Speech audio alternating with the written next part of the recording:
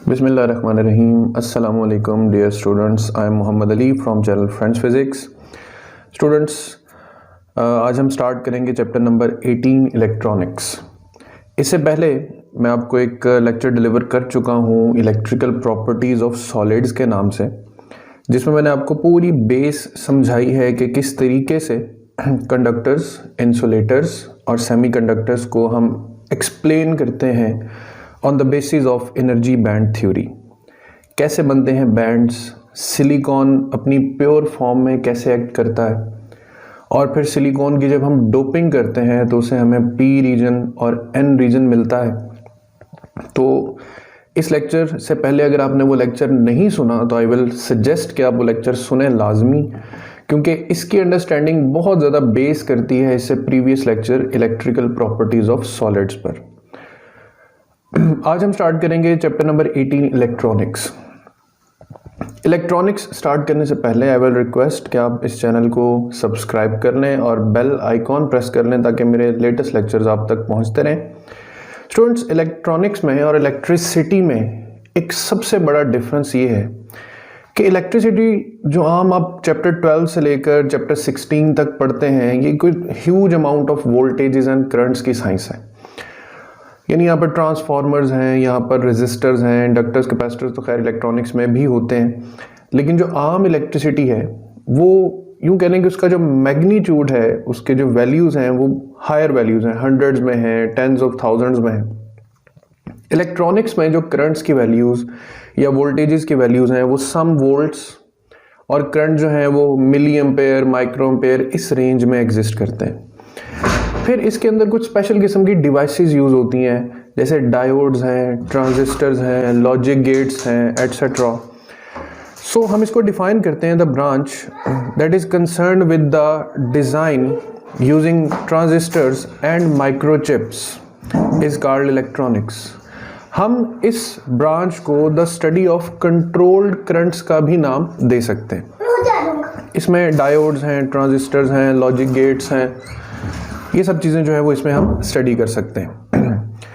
अब इसमें सबसे फंडामेंटल डिवाइस है diode, a two terminal device. Diode का बेसिक वर्किंग प्रिंसिपल क्या होगा, उसमें मैं आपको एक सिंपल सी एनोलॉजी बताऊंगा। आपने इस एनोलॉजी की बेस पर इसको समझना है, इसी से आपको रेक्टिफिकेशन भी समझ आ जाएगी और पूरी इलेक्ट्रॉनिक डिवाइसेस में आपको डायोड का बेसिक वर्क समझ आ जाएगा। अ diode is a device that allows the current to flow only in one direction। Diode ऐसी डिवाइस है जो करंट को सिर्फ एक डायरेक्शन में फ्लो करने की परमिशन देगा और ऑपोजिट साइड या दूसरी साइड से ब्लॉक कर देगा। ये कैसे करेगा सब कुछ, उसके लिए तो आगे मैं आपको नेक्स्ट पेपर पे आपको समझाता हूं कि ये एक ही डायरेक्शन में क्यों अलाउ करता है। तो वाटर पाइप एनोलॉजी पहले हम इसको समझते हैं। देखिए, ये स्पेशल किस्म का फॉर एग्जाम्पल पाइप है, इसमें एक बैरियर है और बैरियर के साथ एक लीवर लगा हुआ है। अब देखें, अगर वाटर इस साइड से एंटर होगा तो water can shift the lever up to a certain distance और ये अपनी जगह बना सकता है यहां से फ्लो करने के लिए, यानी इस डायरेक्शन में करंट फ्लो करके आगे चला जाएगा। लेकिन अगर यही वाटर हम ऑपोजिट डायरेक्शन से एंटर करें तो ये जो लीवर है ये बैरियर के साथ और ज्यादा प्रेस होगा, तो बजाय करंट फ्लो करने के यहाँ पे और ज़्यादा ब्लॉक होना शुरू हो जाएगा।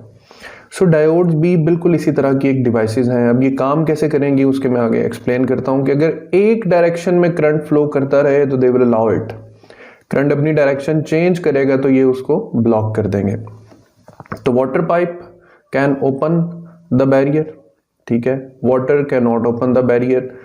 अगर वाटर ये बैरियर ओपन कर सकता है, यानी करंट फ्लो कर सकता है, तो ये कहलाएगा फॉरवर्ड बाइसिंग। और अगर ये वाटर फ्लो नहीं कर सकता तो फिर हम इसको नाम देंगे रिवर्स बाइसिंग का। तो ये बेसिक एनोलॉजी है। अब इससे आगे चलते हैं कि ये डायोड या फिर जिसे पी एन जंक्शन कहते हैं ये बनती कैसे है। तो स्टूडेंट्स, ऐसा है कि लास्ट लेक्चर में हमने पी और एन रीजन को डिटेल से क्रिएट किया कि पी और एन रीजन बनते कैसे। पी रीजन जिसको हम ट्राईवेलेंट इम्प्योरिटी देते हैं, एन रीजन जिसको हम पेंटावेलेंट इम्प्योरिटी देते हैं। यहाँ पे मेजॉरिटी कैरियर होल्स हैं, यहाँ मेजॉरिटी कैरियर इलेक्ट्रॉन्स हैं, यहाँ माइनॉरिटी कैरियर्स इलेक्ट्रॉन्स हैं और यहाँ माइनॉरिटी कैरियर होल्स हैं। नंबर 2, जब हमने डोपिंग की थी तो हमने न्यूट्रल एटम्स में न्यूट्रल एटम्स ऐड किए थे। एक ये भी लॉजिक है आप बताने के लिए कि पी रीजन पे एज अ होल चार्ज कोई नहीं होता, एन रीजन भी नेगेटिव नहीं होता, सिर्फ concentration of holes and electrons different होती है। वो भी इसलिए कि यहाँ की इम्प्योरिटी वो है जिसके पास वैकेंसी ऑफ इलेक्ट्रॉन्स ज़्यादा है, यहाँ पे इम्प्योरिटी वो है जिसके पास एक्सेस इलेक्ट्रॉन्स है। सो एक ही सिलिकॉन का पीस, उसको अगर हम एक साइड से डोपिंग दें ट्राईवेलेंट यानी थर्ड ग्रुप से, एक साइड से डोपिंग दें फिफ्थ ग्रुप यानी पेंटावेलेंट इम्प्योरिटी, तो it will give us a p region and an n region. फिर एक चीज़ लॉजिक क्लियर करूंगा, आपकी बुक में शॉर्ट क्वेश्चन भी है कि पी और एन रीजन पे चार्ज कौन सा होता है, तो पी रीजन पे भी कोई चार्ज नहीं है, एन रीजन पे भी कोई चार्ज नहीं है। रीजन, दो रीजन आप दे सकते हैं। रीजन नंबर 1 है कि हमने न्यूट्रल एटम्स में न्यूट्रल एटम्स की डोपिंग की, no excess charge. Reason number 2 कि जितने एज अ होल प्रोटॉन्स हैं उतने ही नंबर ऑफ न्यूट्रॉन्स हैं, तो एक्सेसिवली कोई चार्ज इन दोनों रीजन्स पर नहीं है, जस्ट कंसंट्रेशंस जो फ्री कैरियर्स हैं उनकी डिफरेंट है। सो ट्राईवेलेंट इम्प्योरिटी से रीजन में मेजॉरिटी कैरियर्स होंगे होल्स और कुछ रैंडमली ड्रिफ्टिंग इलेक्ट्रॉन्स भी होंगे। उसकी वजह मैंने लास्ट लेक्चर में बताई थी कि टेम्परेचर की वजह से कुछ इलेक्ट्रॉन्स जो हैं वो अपनी जगह छोड़कर, ठीक है, तो एक इलेक्ट्रॉन होल पेयर क्रिएट कर देंगे। अब यहाँ पे वैसे तो एक्सेस इलेक्ट्रॉन होल्स हैं, लेकिन यहाँ पे थर्मली जनरेटेड इलेक्ट्रॉन्स भी कहीं कहीं एग्जिस्ट करेंगे। अच्छा, कितनी तादाद होगी होल्स की, ये डिपेंड करता है डोपिंग लेवल पर। कितनी तादाद होगी इलेक्ट्रॉन्स की, ये भी डिपेंड करता है डोपिंग लेवल पर। एक और भी इंपॉर्टेंट चीज है, पी रीजन या एन रीजन का जो साइज है, अगर तो डोपिंग इक्वल है, मतलब जितनी पी रीजन में डोपिंग है उतनी एन रीजन में, तो ये जो बैरियर है, ये जो जंक्शन है, ये रीजन जहां पर ये दोनों मिक्सअप होते हैं ना, जो दरम्यान में मैंने यहाँ पे लाइन लगाई हुई है स्टूडेंट्स, ये जगह, ये लाइन, ये पॉइंट कहलाएगा p n junction. Size vary कर सकते हैं, पी बड़ा भी हो सकता है और एन बड़ा भी हो सकता है। ये थोड़ा सा आगे चल के इसको देखते हैं, पहले हम बिल्कुल इजी स्टेप्स पे रहें। तो हमने पी और एन रीजन क्रिएट किया, इनका जो पॉइंट ऑफ ज्वाइनिंग है उसको कहते हैं पी एन जंक्शन। अब इस जंक्शन पर क्या होता है उसके लिए हम आते हैं इस डायग्राम पर। होता ये स्टूडेंट्स कि जब हम इन दोनों को मिक्सअप करते हैं, ये डोपिंग क्रिएट करते हैं, तो एन रीजन से इलेक्ट्रॉन्स जो इस जंक्शन के करीब करीब हैं वो अपनी जगह छोड़ेंगे और पी रीजन के होल के साथ रिकम्बाइन करेंगे। अब देखें ये साइड क्या थी, न्यूट्रल। इसका मतलब अगर यहां से एक इलेक्ट्रॉन अपनी जगह छोड़ता है तो उसे यहां पर एक पॉजिटिव आयन छोड़ना चाहिए। ये भी साइड क्या थी, न्यूट्रल। तो अगर एक एक्सेस इलेक्ट्रॉन इधर आ गया है तो यहां पर क्या बनना चाहिए, एक नेगेटिव आयन। अब इलेक्ट्रॉन्स लीव कर रहे हैं इस साइड को, तो यहां पर पॉजिटिव आयंस छोड़ते चले जाएंगे। होल्स कम हो रहे हैं यहां से, तो यहां पर नेगेटिव आयंस क्रिएट होते जाएंगे। ठीक है, इस बात को दोबारा सुन लेना है अगर समझ ना आए, मैं फिर भी रिपीट कर देता हूं कि जंक्शन के पास क्या होगा, उससे पहले ये बात आपके दिमाग से नहीं निकलनी चाहिए कि ये दोनों साइड्स न्यूट्रल है। सो अगर एन रीजन से एक इलेक्ट्रॉन अट्रैक्शन की वजह से होल में फॉल कर जाता है तो ये अपने पीछे छोड़ जाएगा एक पॉजिटिव आयन। पी रीजन भी न्यूट्रल था, तो पी रीजन ने एक्सेस इलेक्ट्रॉन लिया, तो लिहाजा ये क्या बन जाएगा, एक नेगेटिव आयन। ये रिकम्बिनेशन चलता रहेगा हत्ता के एक ऐसा पॉइंट आ जाएगा जहां पर एक इक्विलिब्रियम क्रिएट हो जाएगा। यानी देखें ये नेगेटिव चार्ज है, ये इलेक्ट्रॉन पे भी नेगेटिव चार्ज है। जब एक सफिशिएंट साइज क्रिएट हो जाएगा इस जगह का, जब एक एक्सेस चार्ज क्रिएट हो जाएगा, तो ये नेगेटिव आयंस मजीद आने वाले इलेक्ट्रॉन्स को रिपेल करेंगे। सो यहां पर फर्दर जो diffusion of electron and holes है वो रुक जाएगी। अच्छा, अब ये चीज क्या बनी है, इस रीजन को स्टूडेंट्स हम नाम देते हैं डिप्लीशन रीजन का। Why depletion region? डिप्लीट, कमी आ जाना। डिप्लीशन रीजन ऐसी जगह जहां चार्जेस की कमी आ गई है, ऐसी जगह जहां चार्जेस की कमी आ गई है, यानी यहां पर मूवेबल चार्जेस नहीं है। जो चार्ज मूवेबल ना हो हम उसे चार्ज कैरियर नहीं मानते। इसीलिए आपकी बुक में शॉर्ट क्वेश्चन है कि क्या डिप्लीशन रीजन में चार्ज कैरियर्स होते हैं? The answer is no. Reason fixed ions है। ये फिक्स्ड आयंस मूवेबल नहीं है, लिहाजा ये करंट को एक जगह से दूसरी जगह ट्रांसमिट नहीं कर सकते। एक तो ये बात होगी कि इसे डिप्लीशन रीजन कहते हैं। डिप्लीशन रीजन का जो साइज है स्टूडेंट्स, ये डिपेंड करता है डोपिंग पर। इस साइज के लिए मैं एक इक्वेशन बताता हूं, बुक पे तो नहीं है। The size of depletion region is non linearly inversely proportional to the doping level. याद रखना, डोपिंग आप जितनी ज्यादा कर देंगे साइज ऑफ डिप्लीशन रीजन उतना कम हो जाएगा। इसको एक और तरीके से भी याद रख सकते हैं। फर्ज कर लें ये जो डिप्लीशन रीजन है ये एक खेत की मानद है, ये विलेजर्स का, गांव के लोगों का एक खेत है जहां पे वो खेती बाड़ी करते हैं। और जो डोपेंट्स होते हैं वो बाहर से आने वाले लोग हैं जो विलेज में आते हैं। सो याद रखना आपने, बाहर से जितने लोग गांव में आना शुरू हो जाएंगे, गांव में खेती बाड़ी करने की जगह कम होती चली जाएगी। So greater the level of doping, smaller will be the size of depletion reason. उसकी एक वजह यह भी है कि ज्यादा नंबर ऑफ चार्जेस होने की वजह से डेंसिटी बढ़ेगी चार्जेस की, और ग्रेटर कंसंट्रेशन ऑफ चार्ज थोड़े से रीजन में एग्जिस्ट करेगा और जल्द ही वो अट्रैक्शन या रिपल्शन क्रिएट हो जाएगी, जिससे इलेक्ट्रॉन्स का जो फर्दर फ्लो है वो ब्लॉक हो जाएगा। अब ये जो रीजन है इसे डिप्लीशन रीजन तो कहते हैं। इसके साथ साथ अब यहां पे आप देखें, एक साइड पॉजिटिव हो गई है और एक साइड नेगेटिव हो गई। बैटरी भी तो ऐसे ही होती है, बैटरी की एक टर्मिनल पॉजिटिव और एक टर्मिनल नेगेटिव होती, तो हम कहते हैं बैटरी हैज पोटेंशियल। सिंस इस डायोड में भी एक साइड पॉजिटिव और एक साइड नेगेटिव हो गई है, तो अब हम कहेंगे कि इस बैरियर में एक पोटेंशियल क्रिएट हो गया। वो पोटेंशियल जो फर्दर इलेक्ट्रॉन और होल्स के डिफ्यूजन को रोक रहा है, अपोज कर रहा है further diffusion of electron and holes. So यहां पर फर्दर अगर पॉइंट्स में याद रखें तो these two layers are called depletion reason.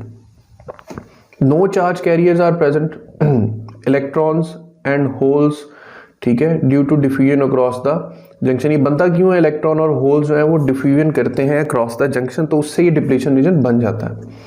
इसके बनने से एक बैरियर क्रिएट होता है। दिस पोटेंशियल बैरियर, अगर आप सिलिकॉन डायोड यूज करेंगे तो it is of the order of 0.7 volts. Germanium use करेंगे तो it is of the order of 0.3 volts. यानी यहां पर आप यूं कह लेंगे एक इलेक्ट्रिक फील्ड जनरेट हो गई है। पॉजिटिव साइड से नेगेटिव साइड की तरफ क्या क्रिएट हुई है? एक इलेक्ट्रिक फील्ड। ये इलेक्ट्रिक फील्ड मजीद इलेक्ट्रॉन्स को होल्स के साथ कंबाइन नहीं होने देगी जब तक हम एक्सटर्नल वोल्टेज अप्लाई नहीं करेंगे। सो ये हमारे पास डिवाइस प्रिपेयर हो गई है, जिस डिवाइस को हम कहते हैं पी एन डायोड, डाई two terminal device containing a p region and an n region. अब वाटर पाइप एनालॉजी तक जहन में रखनी है बात आपने, कि ये किस तरह एक साइड में करंट को कंडक्ट करेगा और एक साइड पर नहीं करेगा। तो बुक पे एक बैरियर डायग्राम भी बनी है कि जो पी रीजन है, इलेक्ट्रॉन्स लूज करने की वजह से जो एन रीजन का एनर्जी लेवल है कंडक्शन बैंड का वो कम हो गया है, और उसके मुकाबले में पी रीजन का जो कंडक्शन बैंड है उसका एनर्जी लेवल बढ़ गया है। लिहाजा इनके दरमियान ये पोटेंशियल बैरियर है जिसकी वैल्यू 0.7 वोल्ट है। यानी अब हम चाहते हैं कि इलेक्ट्रॉन यहां से जाए पी रीजन की तरफ, तो हमें एक्सेस एनर्जी स्टूडेंट्स इसको प्रोवाइड करनी पड़ेगी। होपफुली यहां तक समझ आ गई आपको। डिवाइस है, डिवाइस के सिंबल्स होते हैं। इसका एक बड़ा आसान सा सिंबल है, एक आपने ट्राइंगल बनाना है, ये रिप्रेजेंट करेगा पी रीजन को, एक आपने बार लगानी है, ये रिप्रेजेंट करेगी एन रीजन को, और ये इसके दो टर्मिनल्स हो जाएंगे पी एंड एन रीजन। तो यहां तक जंक्शन कैसे बनता है? करीब करीब जो इलेक्ट्रॉन होल्स हैं जंक्शन के पास वो आपस में डिफ्यूज करेंगे। है ये क्या एटम? न्यूट्रल। लिहाजा न्यूट्रल एटम्स में से अगर इलेक्ट्रॉन जाएंगे तो they will leave behind positive ions. Neutral atoms अगर इलेक्ट्रॉन रिसीव करेंगे तो they will become negative ions. यहाँ पर जो रीजन है ये डिप्लीशन रीजन है, इसमें कोई चार्ज कैरियर प्रेजेंट नहीं है, फिक्स्ड आयंस हैं। जो फिक्स्ड आयंस अब रिमूव हो सकते हैं तो सिर्फ एक ही बिना पर कि अगर हम एक्सटर्नल बाइसिंग करें। ऑलराइट, तो अब आगे चलते हैं कि what is meant by forward and reverse biasing. तो अब मैंने स्ट्रक्चरली यहां पर पहले से एक प्रिपेयर्ड पीएन जंक्शन जो है ना वो क्रिएट कर दी है। बाइसिंग ऑफ अ डायोड है क्या चीज स्टूडेंट्स? इस इलेक्ट्रिसिटी मैग्नेटिज्म में आप सिंपल ये बात याद रखें कि जब भी आप किसी सेमीकंडक्टर डिवाइस के साथ डायरेक्ट करंट या डायरेक्ट डीसी वोल्टेज अप्लाई करते हैं तो इसको हम कहते हैं biasing of a semiconductor device. Diodes भी बाइस होते हैं, ट्रांजिस्टर्स भी बाइस्ड होते हैं, मतलब जहां भी आप किसी इलेक्ट्रॉनिक डिवाइस के साथ स्टूडेंट्स एक अदर डीसी सोर्स लगा देंगे तो इसको हम कहते हैं बाइसिंग। अब फॉरवर्ड बाइसिंग क्या है? वेरी इजी सेंटेंस जो आपने याद रखने के लिए याद रखना है कि अगर डायोड के पी रीजन को बैटरी के पॉजिटिव से जोड़ दें और डायोड के एन रीजन को बैटरी के नेगेटिव से जोड़ दें, यानी positive with positive, negative with negative, तो this biasing will be named as forward biasing. अब फॉरवर्ड बाइसिंग में होता क्या है? बैटरी का लेवल आप यहाँ देख रहे होंगे 0 to 3 वोल्ट। 3 वोल्ट तक क्यों? देखिए यहाँ पे पोटेंशियल बैरियर तो 0.7 वोल्ट। अगर हमने इसको क्रॉस कर लिया तो उसके बाद तो करंट की कंडक्शन बहुत इजी हो जाएगी। सो लिसन, व्हाट हैपन्स कि ये जो पॉजिटिव साइड है, यूं समझ लें कि ये पॉजिटिव साइड यहां पर मौजूद इलेक्ट्रॉन्स को अपनी तरफ खींचेगी। जैसे ये इलेक्ट्रॉन्स पी रीजन में एंटर होंगे ये होल में गिर के अपनी एनर्जी लूज कर देंगे। अब बैटरी के लिए बड़ा आसान हो जाएगा इन गिरे हुए, इन एनर्जी लूज किए हुए इलेक्ट्रॉन्स को अपनी तरफ खींचना। So it will start pulling the electrons. दूसरी तरफ ये नेगेटिव साइड यहां से इलेक्ट्रॉन्स को पुश करके मजीद एनर्जी दे रही है टू फॉल हेयर और यहां पर इन पॉजिटिव आयंस को ख़त्म कर दे और यहां से इलेक्ट्रॉन्स आगे डिप्लीशन रीजन क्रॉस करेंगे and they will start moving through the junction. एक तो ये मेथडोलॉजी है समझने की कि क्या होगा कि ये पॉजिटिव साइड इलेक्ट्रॉन्स या नेगेटिव आयन के जो इलेक्ट्रॉन्स हैं उनको खींचेगा तो यहां से नेगेटिव आयंस कम हो जाएंगे। इलेक्ट्रॉन्स यहां से प्रोपेल करेंगे आगे रीजन में तो यहां से पॉजिटिव आयंस कम हो जाएंगे। इसका मतलब कि ये डिप्लीशन रीजन वक्त के साथ साथ या अप्लाइड पोटेंशियल के साथ साथ इसका जो साइज है वो कम होता जाएगा और एक सर्टेन पॉइंट पे आके ये बिल्कुल ही रिमूव हो जाएगा जब हम 0.7 वोल्ट से एक्सीड कर जाएंगे। तो 0.7 वोल्ट तक स्टूडेंट्स बहुत माइनर से इलेक्ट्रॉन्स होंगे जिनको इतनी सफिशिएंट एनर्जी मिल सके कि वो इस बैरियर को क्रॉस कर जाए। 0.7 के बाद जो करंट है it will get an avalanche, चूंकि बैरियर खत्म हो जाएगा। अब सिंपली क्या होगा, electrons will start drifting towards the positive side और holes will start drifting towards negative side. So इस डिवाइस के अंदर क्या हो जाएगा, इलेक्ट्रॉन और होल्स की मूवमेंट शुरू हो जाएगी। ये जो करंट लेवल है ये मिली एम्पेयर्स में होगा, around about tens of hundred of milli amperes etcetera. ठीक है, सो यहां पर हम कनेक्ट कर सकते हैं एक अदद एमीटर जो हमारे लिए करंट को मेजर कर सके। और अगर हमें ये देखना है कि करंटली कितना पोटेंशियल डिफरेंस अप्लाइड है डायोड के अक्रॉस, तो इसके पैरेलल में हम एक अदद कनेक्ट कर सकते हैं वोल्ट मीटर। एक तो ये एनालॉजी हो गई कि पॉजिटिव डिप्लीशन रीजन के नेगेटिव चार्जेस को पुल करके डिप्लीशन रीजन को यहां से कम कर रहा है, नेगेटिव इलेक्ट्रॉन्स को पुश करके यहां से पॉजिटिव आयंस कम कर रहा है, तो डिप्लीशन रीजन का साइज कम होता जा रहा है। डिप्लीशन रीजन का साइज कम होने का मतलब ये है कि जो रेजिस्टेंस थी इलेक्ट्रॉन्स के लिए आगे फ्लो करने के लिए वो ख़त्म हो रही है। अब यहाँ से एक और नया पॉइंट जनरेट होता है। एक ऐसी डिवाइस जिसकी रेजिस्टेंस ही कांस्टेंट नहीं है। आप इलेक्ट्रिसिटी में पढ़ते हैं ना फिक्स रेजिस्टर्स, तो उनकी वैल्यूज तो कांस्टेंट होती हैं, उसी बिना पर तो आप ओहम्स लॉ पढ़ते हैं। यहाँ पर क्या सिचुएशन है, यहाँ पर बैरियर बड़ा था तो रेजिस्टेंस ज़्यादा, जैसे जैसे बैरियर का साइज कम होता जा रहा है रेजिस्टेंस भी कम होती जा रही। तो इस रेजिस्टेंस को स्टूडेंट्स फॉरवर्ड रेजिस्टेंस कहते हैं। फॉर एग्जांपल, अगर हम ग्राफ पर कोई से 2 पॉइंट्स को चूज करते हैं, उनके वोल्टेज लेवल्स और करंट लेवल्स को, जैसे ये है डेल्टा आई और ये हमारे पास है डेल्टा वी, तो रेजिस्टेंस होता है del V over del I. तो with a very small change in voltage there is a bit larger change in current.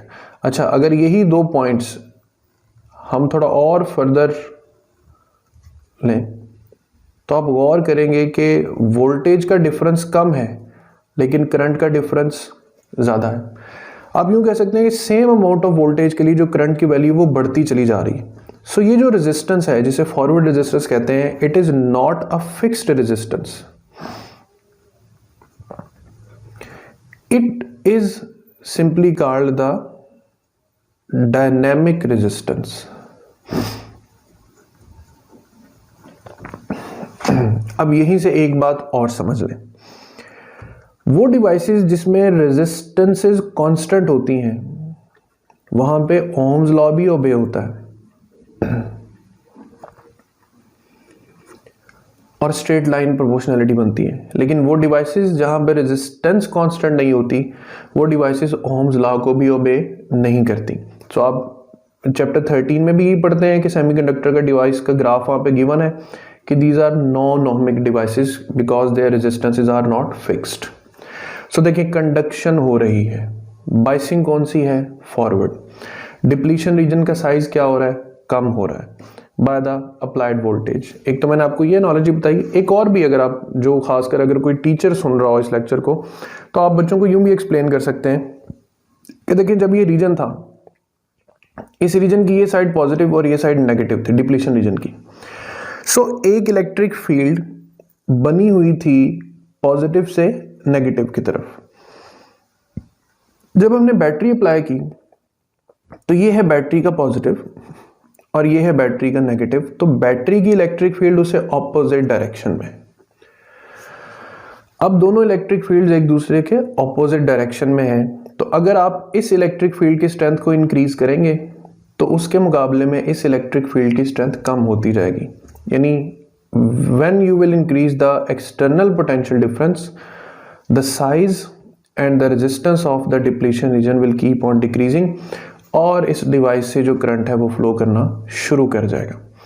So water pipe analogy पर आए तो we are on the first target कि ये हमारे पास एक बैरियर है, ये एक लिवर है, तो हमने इस साइड से करंट फर्ज कर एंटर कर दिया तो the current is able to pass through that water pipe.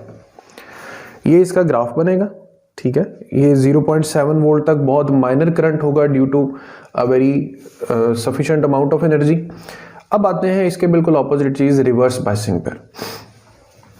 Reverse biasing में स्टूडेंट्स आपने क्या करना है कि p region should be connected with the negative of the battery, n region should be connected to the positive, turn the switch on, connect the ammeter and apply voltmeter to measure the voltage across the junction। अब इस story से बिल्कुल opposite story पे आ जाए। यहां पे मैंने बहुत ज्यादा एम्फेसाइज किया डिप्लीशन रीजन के साइज पर। याद रखें कि पी रीजन में होल्स एक मेजॉरिटी कैरियर्स थे मगर इलेक्ट्रॉन्स माइनॉरिटी थे। एन रीजन में इलेक्ट्रॉन्स मेजॉरिटी थे मगर होल्स माइनॉरिटी थे। यहां पर जो वोल्टेज है स्टूडेंट्स वो 0 to 30 वोल्ट्स तक आप वेरी कर सकते हैं। फॉरवर्ड में 0 to 3 और 5 वोल्ट्स काफ़ी होते हैं। रिवर्स बायसिंग के लिए आपको थोड़ा ग्रेटर पोटेंशियल चाहिए होता है क्योंकि रेजिस्टेंस बढ़नी होती। अब सबसे पहले इसमें मैं आपको रिवर्स करंट समझाऊंगा, जो थोड़ा सा करंट इसमें मौजूद होता है, फिर बैरियर को बाद में डिस्कस करते हैं। देखिए, ये नेगेटिव पी रीजन में माइनॉरिटी यानी इलेक्ट्रॉन्स को पुश कर सकता है through the depletion region by providing sufficient amount of energy, and this positive region can attract these electrons through the holes. वही बात कि इलेक्ट्रॉन जाएंगे माइनॉरिटी वाले होल्स में फॉल करके अपनी एनर्जी लूज करेंगे और उसके बाद बैटरी के लिए आसान होगा इन इलेक्ट्रॉन्स को अपनी तरफ खींच लेना। लेकिन याद रखें ये करंट किन कैरियर्स की वजह से बन रहा है? माइनॉरिटी कैरियर्स की वजह से। तो इस करंट का जो लेवल भी होगा ना वो माइक्रो एम्पेयर्स में होगा, क्योंकि करंट का मैग्नीट्यूड नंबर ऑफ चार्जेस पे डिपेंड करता है। तो पहले तो आपने रिवर्स करंट समझ लेना है। तो ये थोड़ा सा रिवर्स करंट जो है ना ये डिवाइस में फ्लो कर रहा है।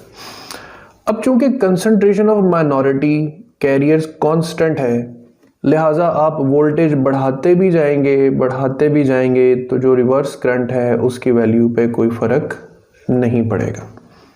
ये तो हो गया रिवर्स करंट का कॉन्सेप्ट। अब आते हैं कि what will happen to the depletion reason.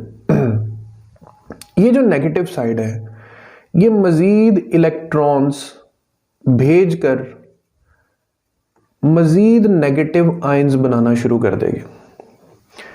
Battery का ये पॉजिटिव टर्मिनल फर्दर इलेक्ट्रॉन्स को खींच के यहां पे मजीद पॉजिटिव आयंस बनाना शुरू कर देगा। तो व्हाट हैपेंड, जो डिप्लीशन रीजन का साइज है वो बजाय कम होने के वो तो बढ़ना शुरू हो गया।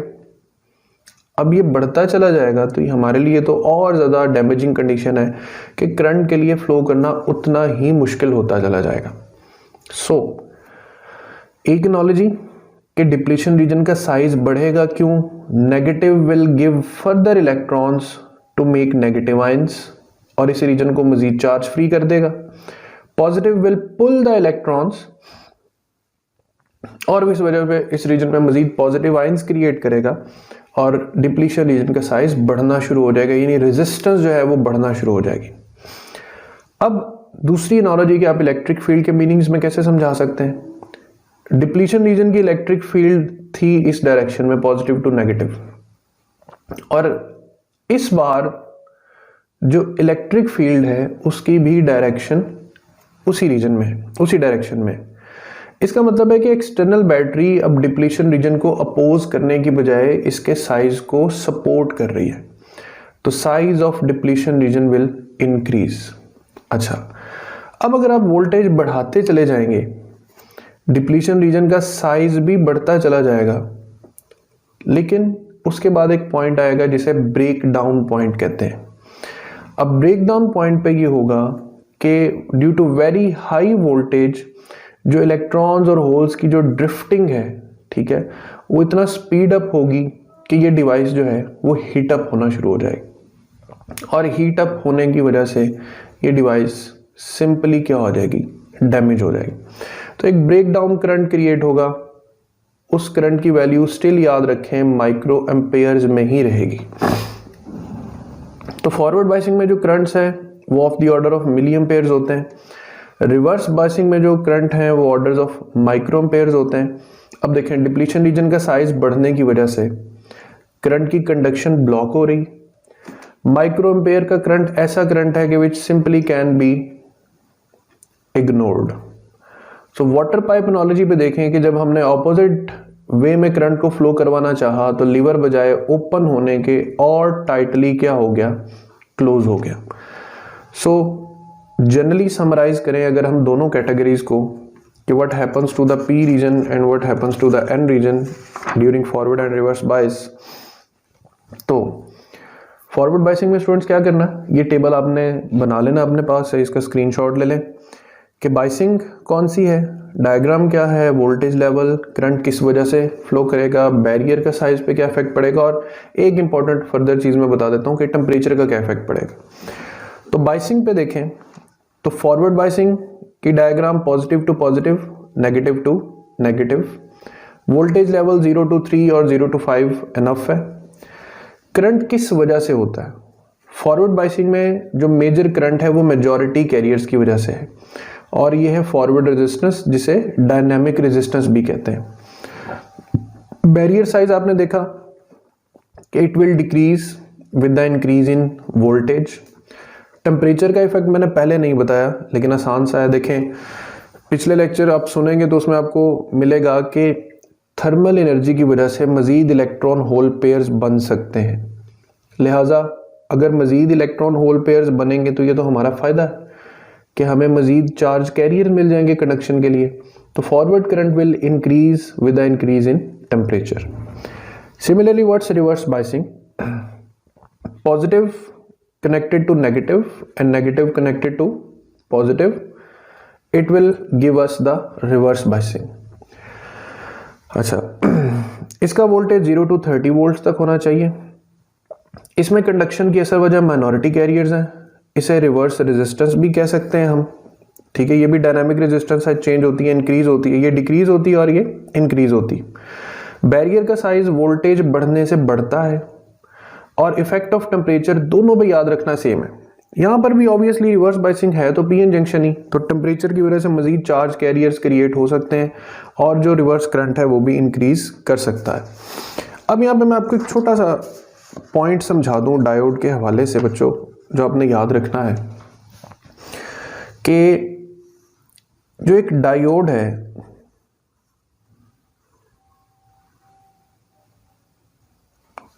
इसके अक्रॉस आप अगर वोल्टेजेस कैसे सेट करें। अब जैसे मैं एक हवाला दे रहा हूं, आपकी बुक में एक शॉर्ट क्वेश्चन है कि एक पीएन जंक्शन का जो एनोड है वो 0.2 वोल्ट कंडीशन पर है। इसका मतलब है जो नेगेटिव साइड है, एन साइड है, ये पी साइड कर लेते हैं, ये एन साइड कर लेते हैं। ये है 0 वोल्ट पर और ये है प्लस 0.2 वोल्ट पर। आसान सा नुस्खा याद रखना है, एन रीजन चाहे 0 वोल्ट पर है, लेकिन अगर पॉजिटिव से जुड़ा हुआ है, वो कितना भी हो, 0.1, 2, 3 कुछ भी हो, ये कंडीशन कौन सी होगी? ये कंडीशन होगी फॉरवर्ड बायसिंग की। अब यहां पर आपके माइंड में सवाल आएगा कि 0.2 कैसे फॉरवर्ड कर सकता है, 0.7 पे देखा है अभी तो हमने। तो बात यह है कि सिलिकॉन से बना हुआ डायोड 0.7 वोल्ट पे ऑपरेट होगा। फिर याद करें जर्मेनियम 0.3 पे भी फॉरवर्ड बायस हो सकता है। तो कोई ना कोई डायोड तो ऐसा भी बन सकता है जो 0.2 पे ऑपरेट हो जाए। तो आपने क्या सिचुएशन याद रखनी है कि अगर पॉजिटिव से जुड़ा हुआ है, इवन अकेला भी जुड़ा हुआ है, तो it will be a forward bias condition. Let's another situation कि अगर जो आपके पास कैथोड या एन साइड है ये -0.5 वोल्ट पर है और जो पॉजिटिव साइड है वो 0 वोल्ट पर है। अब आप क्या कहते हैं कि ये डायोड फॉरवर्ड बायस है या रिवर्स बायस है?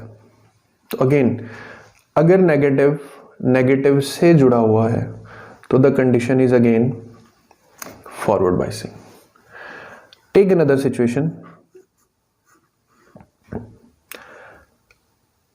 0 volt but N side is connected to plus 0.5 volt. अब इसको छोड़ दें, just look at this, a negative side is connected to a positive side, तो कौन सी बायसिंग? Reverse biasing. ऑलराइट, सो याद रखना है कि दोनों में से एक भी टर्मिनल अगर कंसर्निंग पोलैरिटी के साथ, मतलब positive if connected to positive of any voltage, negative connected to negative of any voltage, then these conditions will be considered as forward. Negative connected to positive or positive connected to negative, so these conditions will be of the reverse biasing conditions. और last पे एक बात याद रखनी है, एक अदद होता है आइडियल डायोड। आइडियल डायोड बस इतना याद रख लें, ऐसा डायोड जिसकी इंटरनल रेजिस्टेंस 0 हो। तो ये डायोड जो है ये सिंपली एक वायर की तरह ही काम करेगा कि इसका लगा होना बिल्कुल ऐसी है जैसे एक स्विच कनेक्टेड है किसी सर्किट में। तो ये था students lecture of PN junction. इसको गौर से सुनिए, समझिए, अपना फीडबैक अपने कमेंट्स में मुझे लाजमी दिया करें, बताया करें कि आपको टीचिंग मेथोडोलॉजी सेटिस्फेक्शन दे रही है या नहीं। अब अगला लेक्चर जो मैं दूंगा वो होगा full wave and half wave rectifier, और उसकी बुनियाद अभी सुन लें कि अभी हमने थोड़ी देर पहले देखा कि फॉरवर्ड बायसिंग में कंडक्शन हो रही है और रिवर्स में कंडक्शन नहीं हो रही, यानी one directional current can flow और उससे ऑपोजिट डायरेक्शन का जो करंट है वो फ्लो नहीं कर पा रहा, तो ऑटोमेटिकली हम इससे एक डिवाइस बना सकते हैं जो ऑल्टरनेटिंग करंट को किस में चेंज कर सकता है, डायरेक्ट करंट में। तो अगले लेक्चर में जल्द हाजिर होते हैं। अपना ख्याल रखिएगा। अल्लाह हाफिज़।